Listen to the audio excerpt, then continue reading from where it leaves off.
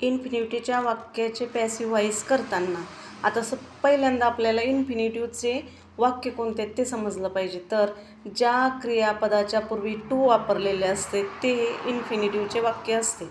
आता she is to write a letter, इथं क्रियापदाच्या पूर्वी टू वापरलेले म्हणजे इन्फिनिटिव्ह, आणि इन्फिनिटिव्ह असल्यावर आपल्याला त्याचं पॅसिव्ह व्हॉइस कसं करायचं हे पाहू. तर सगळं पहिल्यासारखंच आहे.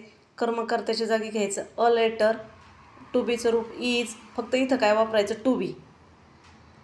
सहाय्यकारी क्रियापदानंतर टू बी वापरायचं.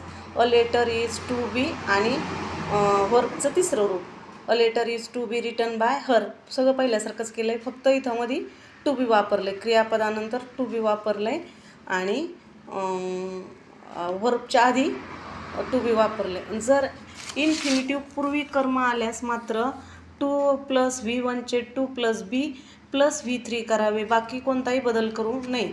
There is a song to sing. आता इथं काय देअर इज अ सॉन्ग, आता हे टू सिंग काय आहे तर हे इन्फिनिटिव्ह आहे, कारण हे सिंगच्या आधी टू वापरलेलं आहे ना, म्हणून हे इन्फिनिटीच्या आधी कर्म आलेलं आहे. There is a song.